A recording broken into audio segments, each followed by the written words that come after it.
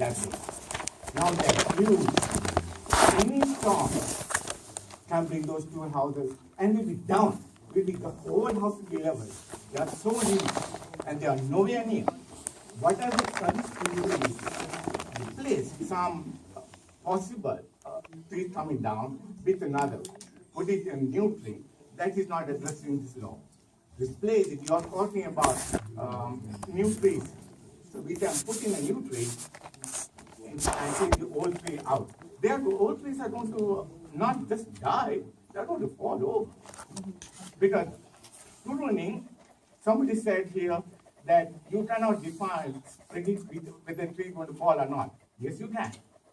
When you prune a tree, if the center of gravity shifts and the windstorm will push the tree to fall on the side where the center of gravity is lying into. So we have a problem here. Pruning is not the solution. You can predict the old trees, large trees, and property damage. We have had a lot of it. So who's going to be responsible for determining, is it the planning board or is it somebody on the board and the trustees, if it's a legitimate permit to get done whatever you want to get done? And if so, who's qualified to do that? I believe what you're thinking is going to be like the building permit where people fill it out online, right? And then it'll be reviewed by whatever committee you have for the tree. Right, so Okay, and which committee would that be? For the purposes of this, we wrote the planning committee, the planning board, or some subset of it. And they're qualified as you are to do this? With the expectation that we would work with the trustees to create the entity that would have the ability to do. I mean, we don't want to hire an arborist so that we can. Well, But you know, in all the villages that I've worked in, please qualify. it does come in and go over the Well, trees. so it may be that if something like that becomes necessary. Nothing so low. You have to address the board. It has to be one person speaking at a time, and we ask that you stand up, say your name, and make a comment. For Roger. I'm Jason Worth, I live on Chestnut. I mean, then we're talking about getting somebody on site, that's adding an expense. I mean, and that's to satisfy the village. You know, if I'm concerned about a tree, and I have a particular concern about a tree, and it's gonna come down this winter, you know, I don't wanna have to pay, it's gonna cost me $2,500 to take the tree down.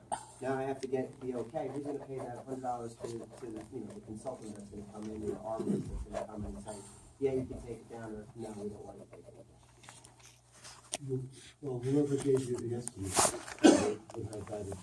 No, they Oh, wouldn't okay, do so you're that. saying, so then it would be, if the arborist comes, it's my arborist, and, okay. Another question for planning board, Rick Barrow, take it before. We have quite a few neighboring villages, Oldfield, Belton, Poquott, a lot of trees in all of those villages.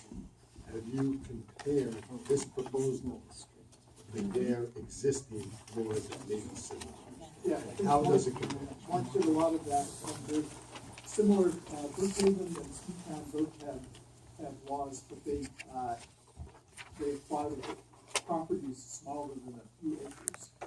They don't have, many of the other. You don't have any time to small.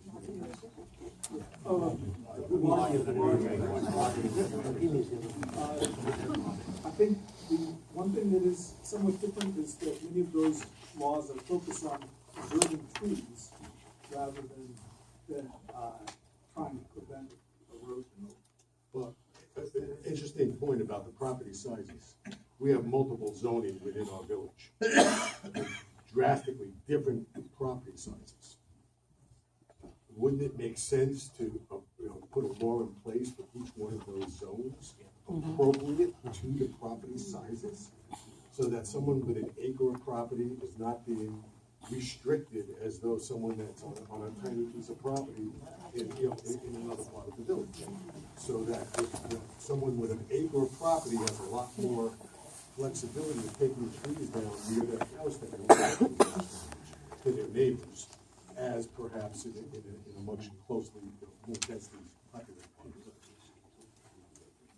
So, just to address that point, I mean, the whole idea was for us not to get too complicated with people having to do too much to be able to take down a tree. That's why we initially, the initial permit doesn't require any fees, doesn't, basically it's a statement of what you need to do. And, if you need to take down a tree in the back of your yard and it's not gonna be affecting anybody else, it shouldn't be a big, we don't want it to be a big deal. We're not trying to make a burden for the rest of the village. At the same time, we wanna make sure that, we're protecting the soil, we're protecting the character of the village, and doing those things at the same time. So that would be an environmental impact survey, I guess. Right? I mean, to find out if it's gonna impact. Right? I mean, isn't that what, well, isn't there something in the regulation about doing an environmental impact? I think if the action that's proposed is, I'd say, seems dramatic enough that it might cascade into lots and lots of other problems, then you have the ability to escalate the process. The idea is that if that would apply if, let's say, in some situation where the proposed action was somehow really dramatic and would not be common, you would expect it to happen very often, if at all. It all seems reasonable. It's just that I think the way the regulation is currently written, it's, the clarity is not there. I mean, what you just said sounds reasonable to me. I think that we got a lot of good comments about what you started, and maybe the idea would be to hold this discussion, have the planning board meet with the board, take some of these ideas, change it around a little, and put it back out again for another version. I'd like to point out one thing. I know under exemptions, you can take down a tree that is dangerous. It says anything that is an immediate threat. But after you do that, you still says an application for a permit is required to be submitted within 5 days of the action, accompanied by independent proof, such as photographs, police reports, arborist certification, or other documents attesting to the need for the action. So you got a dangerous tree, and you take it down, you still got to jump through hoops to avoid getting in trouble for doing it. That's how you demonstrate that you took down a dangerous tree, rather than take down a tree and then say, oh, yeah, that was a dangerous one. But if you hired a company to come in with the big trucks and everything, or give them a form that could write down, I took down this tree, it was a dangerous tree. Well, we have not cleaned it all. So Roger, do you think that's a good idea? We take the input that we got today, we can change some of this, and we'll come back with another version? Yeah? Okay. Folks, we're getting a sense here that there is kind of a positive feeling towards some regulation of this tree issue in a general way. And people have some specific points that seem to give them trouble. And if you could send them over to us so that we can kind of keep them in mind. Generally, when you have a law, if you want people to follow it, you make it worth their while. If you say, this is a good law and it's going to cost you a couple $100 to get a permit, people are going to get angry and not do it. So, we want to kind of get a sense of, well, how can we make it work where everybody is doing the same thing? Addressing an issue with trees, overgrowth, but also potential erosion problems, without having people get angry and fight the law because we're asking them to jump through hoops. So there's gonna be a little bit of back and forth on this. So anybody who has some suggestions, you'd send it over to us. We'd be happy to kind of, we'll meet with the planning board and we'll see if we can come to something that's workable. You can drop it at Village Hall, you can email us. Just to follow up, Lita Edelson from Birchwood, a follow-up to what was just stated. The word dangerous. I think that the definitions here need to be expanded. There may be several more items that need to be defined before you can talk about them. I don't know what a dangerous tree is, but I sure do know that there are trees out there that are not in good shape, that may fall over. I think that without having that kind of a definition made very clear, we're always going to have disputes on this. My other question is, why is there a charge for a permit for this? Why would there be a charge? That was what I was getting at. I agree. I think that was just to start some kind of discussion with it, correct? Well, I wouldn't think we had to charge people. I mean, you're asking them to comply with something for the safety of the village, for the good of their neighbors. I don't think there should be an added charge from the village to do this. I'm Sue Delanaro. I want to know, why do you want to charge 1 penny even from everybody here who pays enough taxes, village taxes? That should not be a charge. It should be just filling a form and handing it over. People to comply with the regulation. Only for a penalty.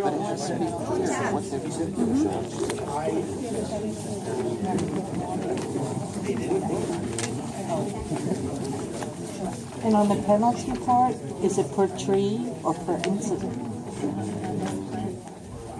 It doesn't specify. They have to clarify that too. Maybe the board should, maybe you No, could it call a didn't say that. question and table it. Can I,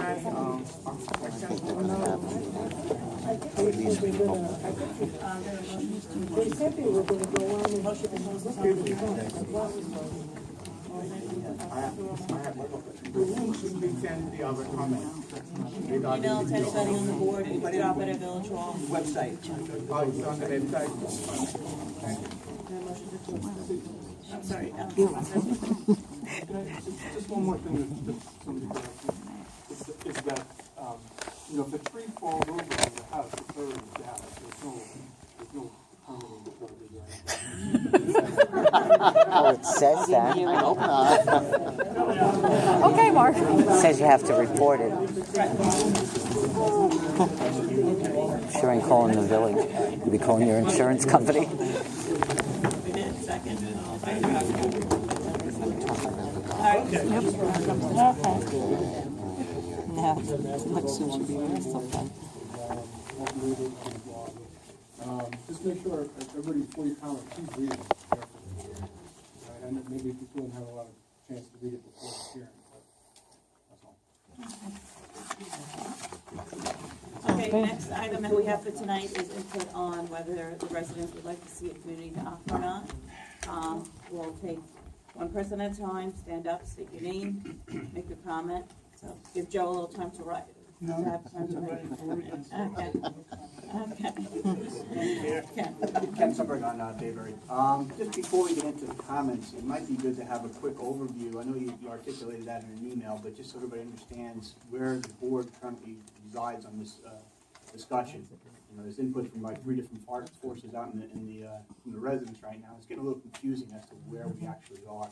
So rather than having a whole bunch of dialogue on things that really aren't real, why don't we just talk about where we are, where the village is, to start us off? Sure. So I don't know when we put the moratorium in effect. I want to say last April or March, around that time. We had one of the residents put a dock, and as soon as he was finished and complete, we had a slew of people asking if they could also put a dock in. So, and I don't know if that's what moratorium came about or not, okay, but we, at that time, didn't know how to handle it.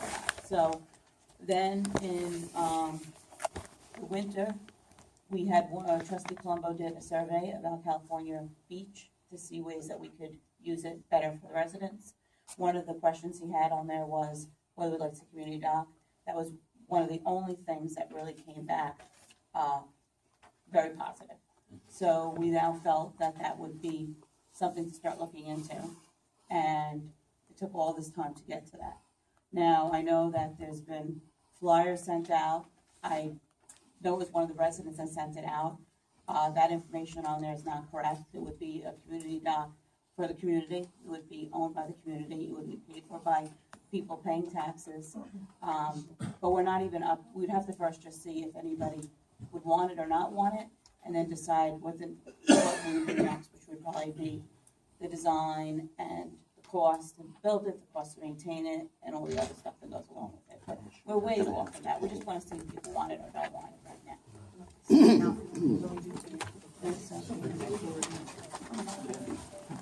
Hi, my name is Poquott, 9 Shoulder Beach Court. I've heard a lot about this dock and everything like that and stuff, and I am a boat owner. I am in favor of the dock. I understand everybody who is not in favor of the dock. Nobody wants to have extra tax dollars added on to their taxes that they're already paying, and I understand it. I do. We have in place enough of boat owners that are willing to take the cost of having this dock built. Now, please hear me out, okay? We have them in place, and they're willing to pay for this dock. My suggestion is, if they're willing to pay for the dock, okay, once the dock, now we have to get permits. We know that. We have to get DEC permits. We have to get the Army Corps of Engineers to look at this dock, okay, to make sure that it's going to work down at California Beach, okay?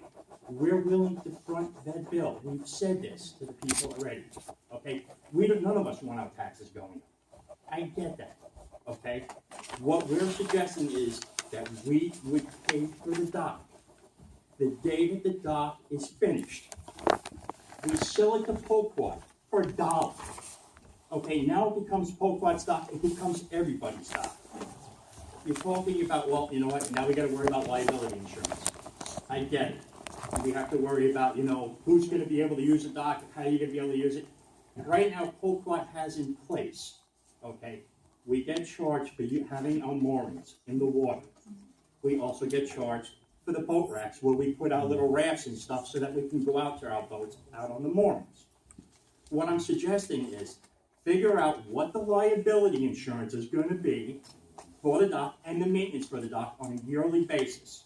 And what we go and do is, like every other town, the town of Smithtown does it, the town of Brookhaven does it. I also have a boat ramp permit for Brookhaven. I paid $78 just to be able to launch from Port Jefferson because the dock ramp that we have right now, I can't use, and you can't use it the way it's set up right now. All right? You can't leave your truck and trailer down at the beach. So basically, you need 2 people in order to launch your boat.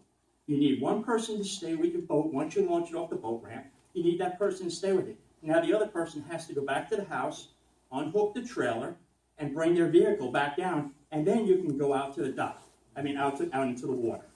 Okay? What I'm suggesting is let's find out what these costs are going to be after the dock is built. Okay?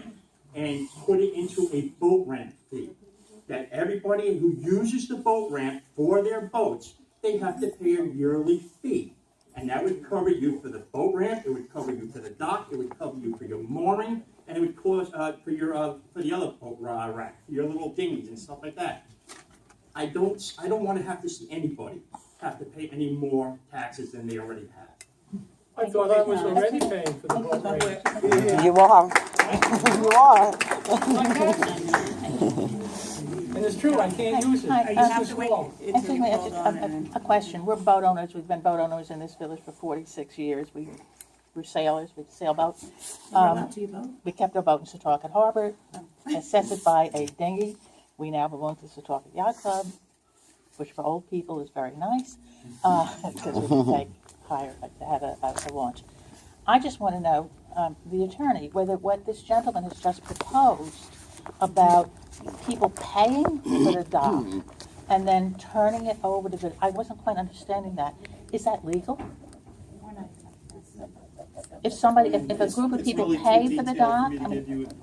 I'd have to look into, exactly what was proposed, but I mean, the end result of whatever happens has to be that it's owned by the village and open to everybody in the village. I mean, is the end result, so would have to be the end result. So these people who are gonna pay for it themselves, and then they're gonna give it back to the village? I I don't know wasn't what quite they're gonna do, understanding. I just That's said just an idea.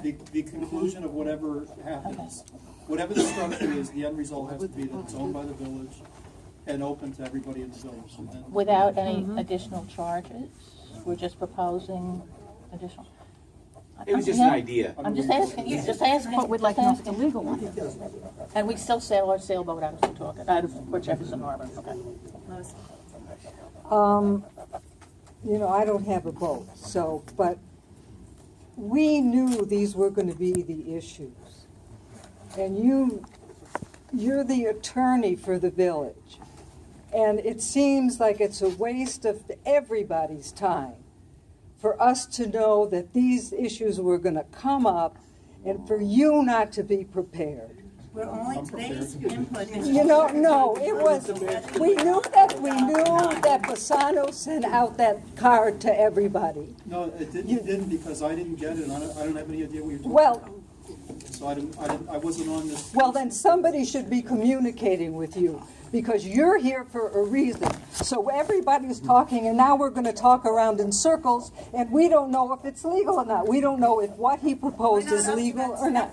We're only here to Well, find out. the other thing, Do you the, want the okay, doc or don't you want the doc? with the other thing, well, how can we say, do we want it or we don't want it, if we don't know what's legal and what's not legal? And the other thing is the survey.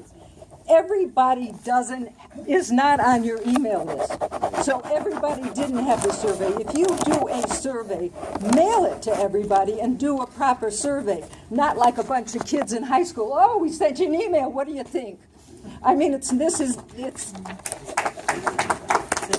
Joe, I spoke to you following the last meeting, and I said, Private beach in terms of public beach.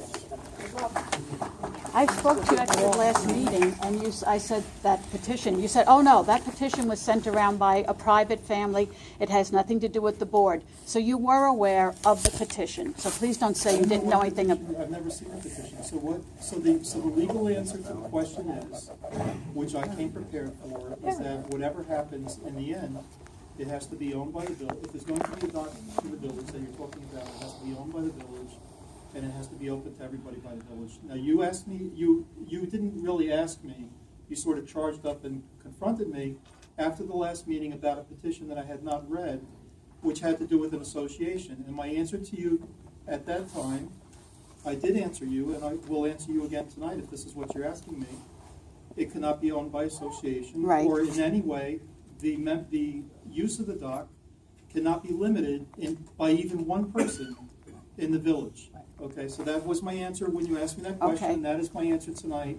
And I was prepared then to give you the answer, and I'm prepared tonight to give you the answer. Whatever the end result is, if a dock is built as a public dock, it cannot be privately owned. An association is one form of private ownership. It has to be owned by the quote-unquote village of Poquott, and it would have to be open to all of the residents and property owners of the village of Poquott. What constitutes ownership? Is that you're paying towards it, or not? It has to be owned by the village of Poquott. period. Okay, and if the village of Poquott owns it, who pays for it? The village of Poquott or the people who are paying boat fees? That's something that can be determined. So generally what happens at village docks is there's a usage fee, which is somewhat correlated to the cost of maintaining the dock. Okay, and also a combination of that and capital improvements are often paid by property owners of the village. But generally it's correlated to a usage fee by the people using the dock. But that is so far down the line.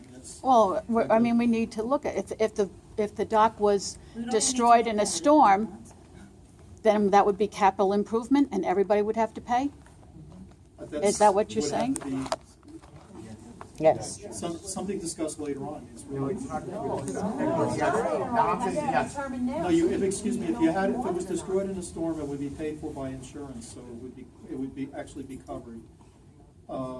And the village at its choice could have a dockage fee or a usage fee that was correlated to cover the insurance, to cover a reserve fund for future improvements, reconstruction of the dock, or the annual maintenance. And liability?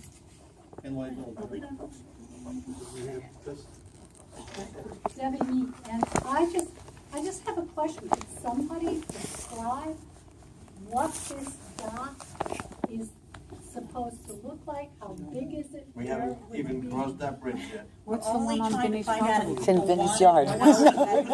What's the dock in Vinnie's Nobody yard? wants That's it. it. If this is not something that the community That's wants, it. then why do we need to go to the other steps? Okay, if it's something the community wants, then we'll go. One at a time. I just didn't even know from what people were saying whether we were talking about a huge thing with slips in it, or we're talking about something. We're not talking about anything, we don't know yet. We're still just trying to find out if people want it. Yes, do we know the name of this association? There is no association. Okay, and one more thing, where would the trucks and trailers be parked? While everybody's using, You take them home, just like you always do now. they would have to be off premise. This is an idea that a resident gave. This has nothing to do with. Yeah, no, I'm what just the board takes or wondering doesn't, and where, we're not up to where the that step vehicles yet, would go if, okay? thank you. Yeah. I'm going to make a recommendation before any more discussion is done on this. Since that initial survey apparently did not make it to everybody's house, I don't know why, but it didn't, whatever results you got from it cannot be seen as valid. Therefore, I recommend that that survey or similar one be sent out to every resident in this village, and let every resident decide whether he or she is going to sign it, fill it out and sign it, etc. Once they get it back to you, then you know that you have canvassed the entire village. Isn't that what a public hearing's for?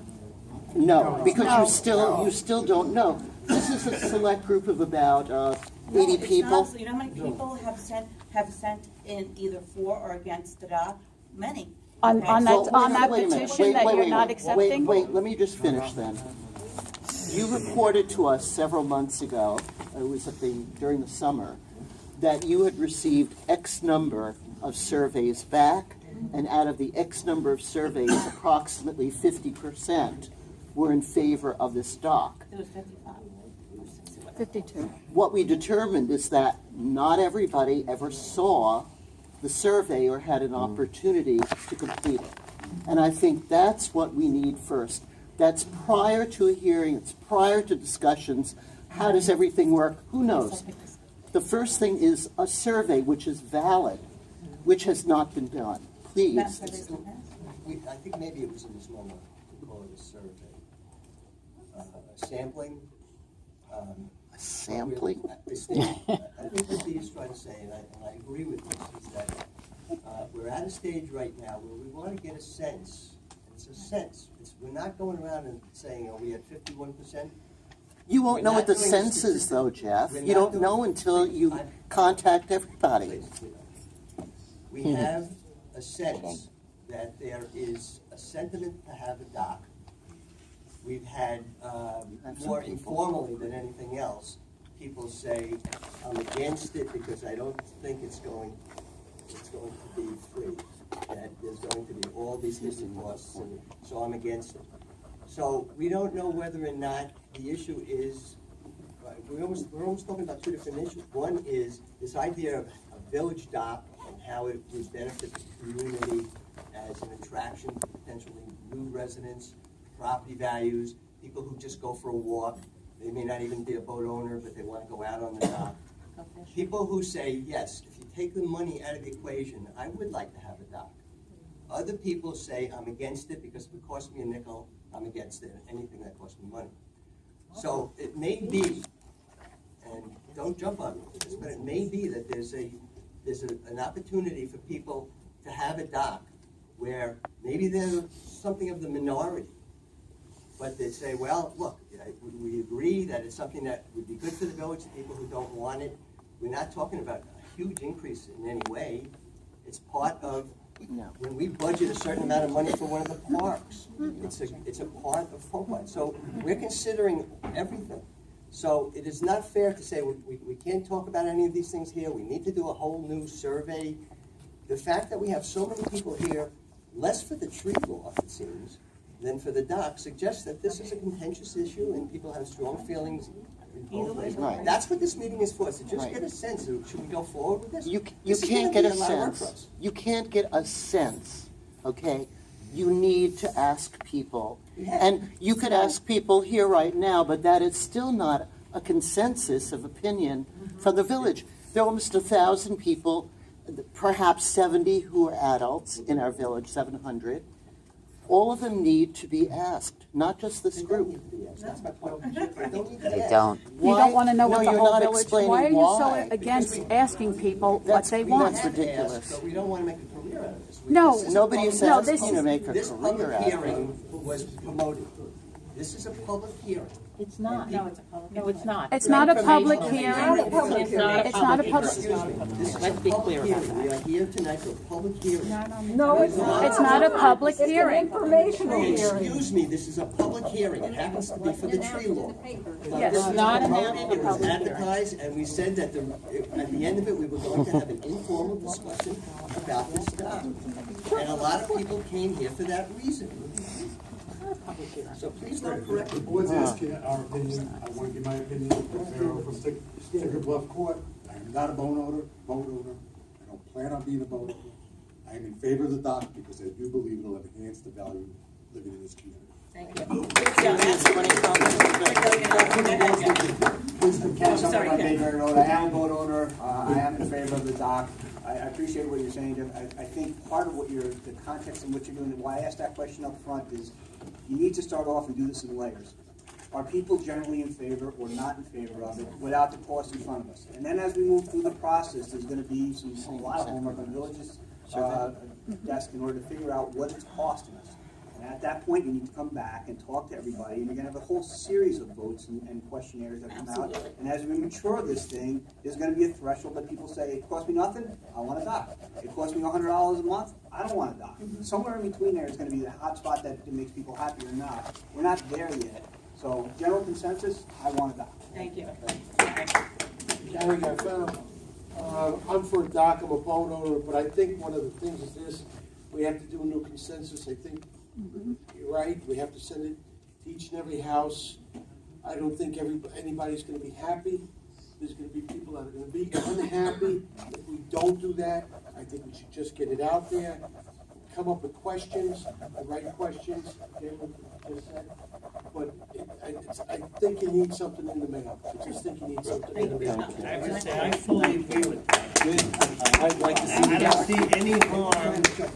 Okay, but there's no harm in finding from everybody in our village what their opinion is. Personally, that would be nice, but if 80% of the people do not want it, then we shouldn't incur the, we shouldn't do it. And you won't Just know. find out before we go further. Okay, I'm Diana Padilla. I don't want the dog. And I don't care how much it doesn't cost me or does cost me. And I found some very nice language actually in our village code with regards to docks. And it says there's a right of the community and the public to walk along the foreshore